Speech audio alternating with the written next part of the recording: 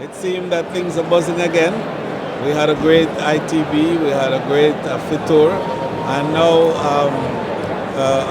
ATM is bursting at its seams. I've been to a few, but this certainly is the most impressive of all the ATMs that I've been to. And I can't make a general statement for the world because I've only been to a few, especially since COVID. But this really is outstanding, absolutely outstanding. The traffic is humongous, the activity is frenetic, the countries participating, over 60 countries. And when you look at the exhibits, especially on the hotel side, you're seeing an expansion of the number of companies and entities that are here.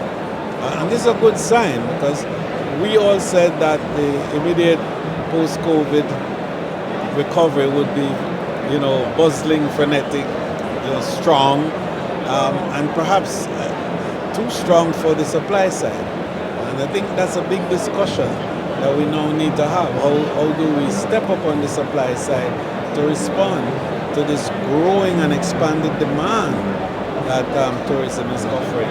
It is said that in the next 25 years or so, 1.5 billion more tourists are going to be on planet Earth. What that means is that you have pretty close to 3 billion tourists, as we did 1.4 just before COVID. So what the implications are now for tourism expenditure, if $9 trillion were spent pre-COVID, and now we're talking about 3 billion visitors, is that going to be 27 billion, or is it going to be 30 or 50 billion? The big questions are then, where are these 1.5 billion people coming from?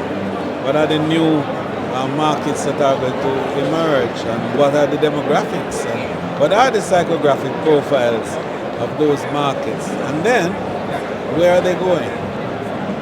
Where are the new destinations? Who are these new destinations?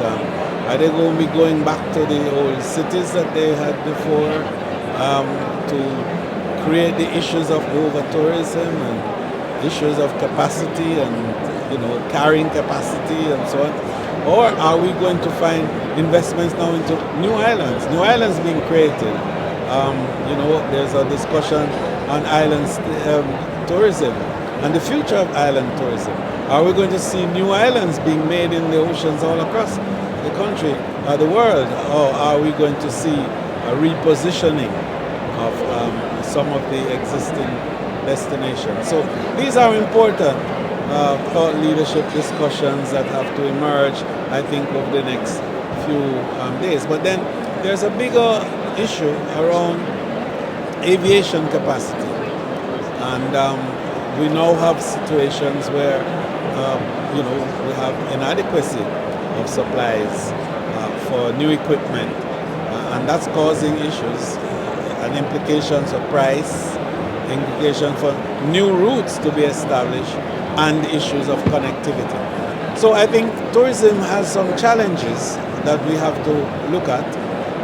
We did warn that the impact of the recovery might be more disruptive than COVID itself. And we're seeing a bit of it. There's also the issue of human capital, disruptions. We don't have enough staff, it seems. We're not training enough. All of this we have to look at. And then we have to look at the impact of AI on tourism, the whole business of experiential tourism, what that is going to mean, what are the new skill sets that are going to now be required to drive tourism, and what are the infrastructure arrangements to enable the certification and building of human capacity to deliver against these new technological demands. So there's a bit of work that we in tourism have to do to enable the wealth of tourism to truly be generated and dispersed among the nations of the world.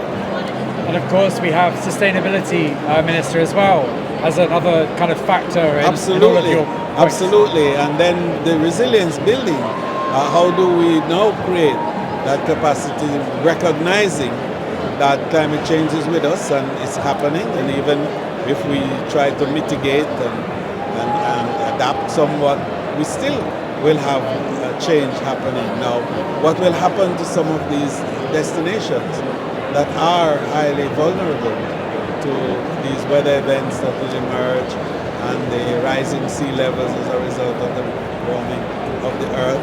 And what's going to happen in terms of turbulence in the skies as a result of all of that? What kind of new equipment are going to be built and the technology involved? Then the whole issue now of carbon and emissions.